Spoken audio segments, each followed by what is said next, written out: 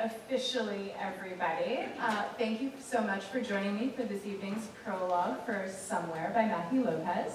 My name is Fiona and I'm the Literary and Artistic Associate here at Geva. I just want to let you know before we dive into this is a very, as you can already tell, a very intense set, so there may still be some folks coming through and setting up and pre-setting a few things before the performance. So you get an extra behind-the-scenes look today, so that's kind of exciting. Can you all hear me okay? Yes. Excellent, love that. So I want to start today by giving you a little bit of information about our playwright, Matthew López. So he is a playwright and a screenwriter. He's actually currently in London right now, editing his first feature film that he is both writing and directing, which is an adaptation of the popular LGBTQ romance novel, Red, White, and Royal Blue, which is being produced by Amazon. For those of you who've been with us at Geva for a number of years, you might remember in our 40th anniversary season, we produced his play, The Whipping Man. And it's really with a lot of great joy that in our 50th anniversary season, we're bringing Somewhere, again by Matthew López, to our stages. And that production of The Whipping Man was in 2013. He also wrote The Legend of Georgia McBride, which was at JCC Center Stage in 2018, for those of you who go to their productions. More recently, he's received a lot of notoriety for his play The Inheritance, which won the Tony Award for Best Play in 2021, which also made him the first Latina writer to win that award. Our artistic director, Elizabeth Williamson, has a very strong and close relationship with Matthew. She dramaturged the world premiere production of Somewhere back several years back, and has worked with Matthew López basically ever since, including on The Inheritance, for which she served as the dramaturg both on the West End and on Broadway. And she's also consulting with him on various projects, including his new musical, Some Like It Hot, which will be going to previews on Broadway actually next week, I believe, and opening on Broadway soon, and also for his film that I just mentioned, Red, White, and Royal Blue. So that gives you just a very brief overview of Matthew López. So let's go back into this play. Before we jump into some details here, how many of you have seen either on stage or any of the films of West Side Story? Excellent, fabulous. You're already all prepped for a lot of what you're going to see today. I'd love to throw out to you, if you had a sort of popcorn moment of anything that comes to mind when you think of West Side Story. What's a one-word response or something you vividly remember from that show? Or the choreography? Absolutely. Anything else? The energy, yes. Absolutely. So both on stage and the films are wonderful. The original Broadway production opened in 1957 and was, I'm sure many of you know, Stephen Sondheim's Broadway debut as a lyricist. It was directed and choreographed by Jerome Robbins and was nominated for 6 Tonys that year and won 2 for choreography and set design. It did not win for Best Musical. By any chance, do any of you know what show might have won that year? I can't give you any prizes. Sound of Music, that's a great guess. It was actually, yes? Mary Poppins? Not quite. It was The Music Man. Oh. Exactly. So after the Broadway production, after those Tonys, when Matthew López's father was 12 years old, he was living in New York City with his family. And that was when West Side Story was being filmed in New York City. They filmed the prologue of the film in the city, whereas they filmed the rest of the movie in Los Angeles. So Matthew's father, at 12 years old, he and his siblings commuted into Manhattan to work as extras on the film. And for 2 weeks, they collected $25 a day and were hoping for an opportunity to be on camera and also just watching Jerome Robbins work with the dancers, which must have been absolutely exciting, especially as a 12-year-old. And at the end of the prologue in the original film, you can see sort of when the melee sort of starts to break out. Matthew López's father is standing under an opening in the fence. So if you watch it again, keep your eyes peeled for that. Matthew López said that this play was sort of a way to honor his family history, and that's why he began writing it.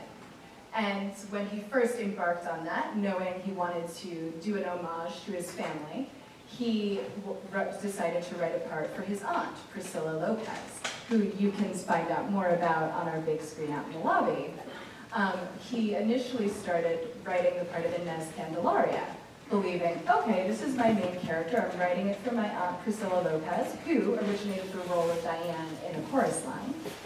But as he was writing, and this often happens, a character of Alejandro, Inez's oldest son, appeared and started to take over and became the lead character. And Matthew said in an interview with American Theater magazine that Alejandro snuck up on me. From the beginning, he seemed to have this deep well of emotions and a ton of secrets that he hid not only from the other characters, but from me as well. As I wrote, he refused to be quiet. He refused to stay in place, and he forced his way into the center of the play, becoming the catalyst of the action. I've never had a character take me by surprise quite the way Alejandro has. And he also went on to say that as he was writing, he became too invested in this character and too pleased with his presence in the play to stop any of his writing and to make sure that, like, oh, mate, let's make sure Inez is still the leading part. It's like, no, this is Alejandro's time. But as he was writing, he realized, oh my goodness, I've created a bit of a nightmare for myself because I have a young Latino actor in his early to mid-20s who now has to carry a 2.5-hour family drama on his back. And that is an incredibly difficult role to cast. And luckily, as you'll see this afternoon, or this evening rather, you'll see our incredible actor Eddie Gutierrez taking on the role of Alejandro, and I'm sure you'll be thrilled, as I'm sure Matthew would be, to see that there are incredible young actors able to do those roles. Early in this play's development, it was actually called Tío Pepe, and Alejandro's character was a screenwriter writing a film about his absent father.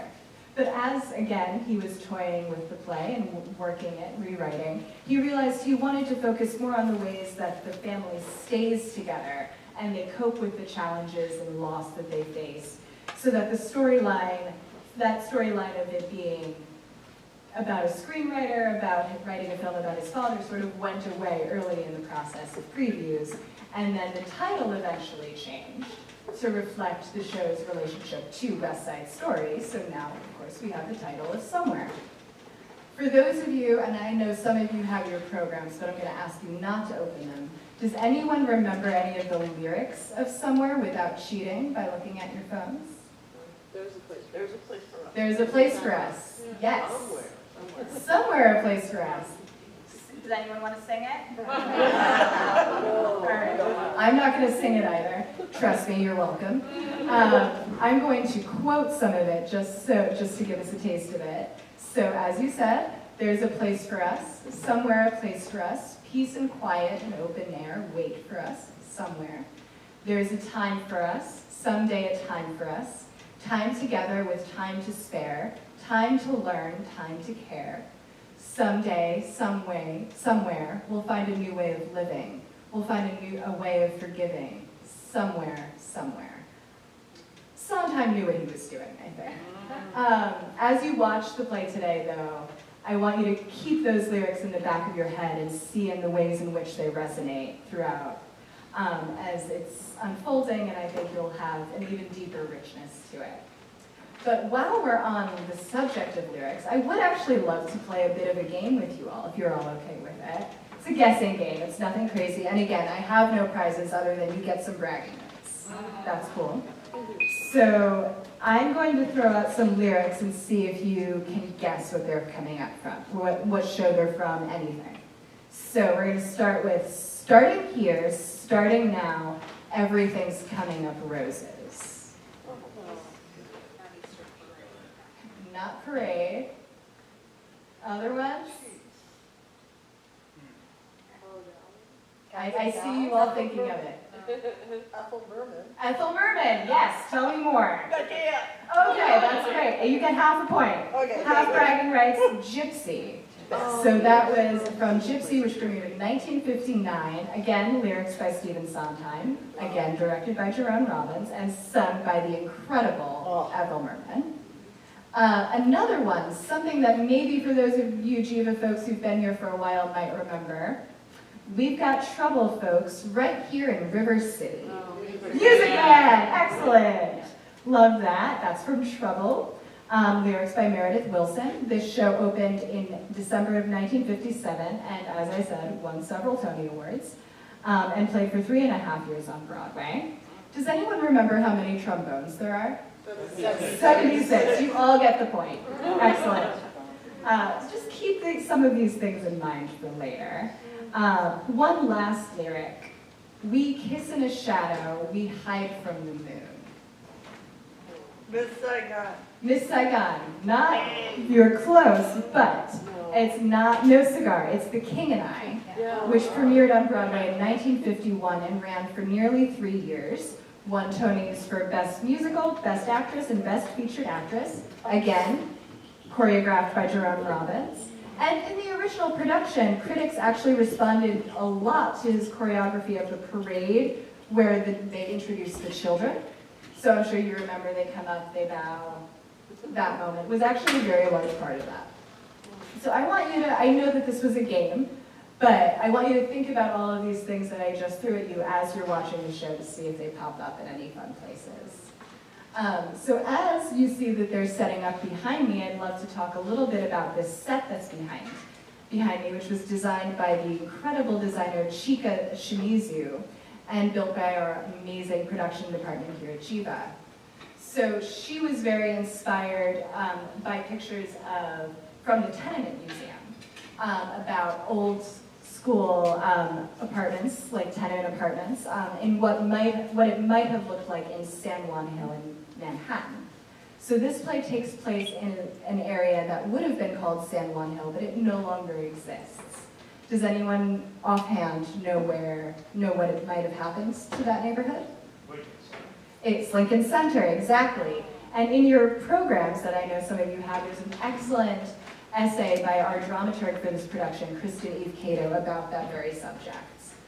And one of the things that we really wanted to emphasize with this set design is that in a lot of Matthew's plays, the sets and the structures almost become their own characters. So that's why you see all of this very intense, elaborate design.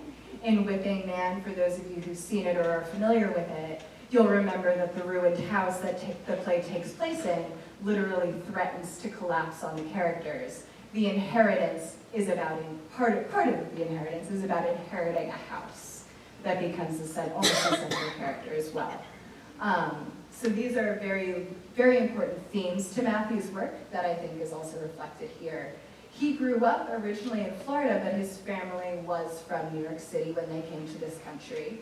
He identified more with New York than he did with Florida, shockingly. And he said, I knew it was where I was from ancestrally, and it was there that I longed to return. I knew that the place my parents had ended up didn't define us. But as a kid growing up in Florida, what was he going to do to see elements of New York City? So he went to the video store. And through that is when he started watching movies like Bells Are Ringing and On the Town and West Side Story. Again, if you're noticing a theme here, everything is Jerome Robbins. The films set in the 1940s and 1950s impacted what he thought of New York, even though Matthew later admitted that New York doesn't exist anymore, if it actually ever did. Certainly not in my lifetime. Somewhere lives in that world, of that imaginary world, but hopefully with a little bit of a realist eye toward the more painful realities of life in New York that have always existed. The heartbreak of New York as it's depicted in the play is that it refuses to be that fantasy land for these characters. It tempts, it teases, but it never fully delivers on that dream. And he finishes that with, I dare say many people feel that way about the city still. And as you watch the performance today, think about the set and the location itself as part of the plot and how that might drive the action of the play. And while you're, I don't know if any of you took a gander at the lobby display right outside of the Wilson doors, but I hope you do either right after this or before, during intermission. There's a lobby display about Chica's work that gives you some of her renderings and a little bit more about her design process. And I want to end my portion of the prologue before I see if you all have any questions, with a quote that inspired James Baldwin, especially the relationship between Inez and Alejandro, and this is from Another Country. The aim of the dreamer, after all, is merely to go on dreaming and not to be molested by the world. His dreams are his protection against the world, but the aims of life are antithetical to those of the dreamer, and the teeth of the world are sharp. So that's what I want to leave you with from me, but do you all have any questions before I let you go back into the lobby? Yes?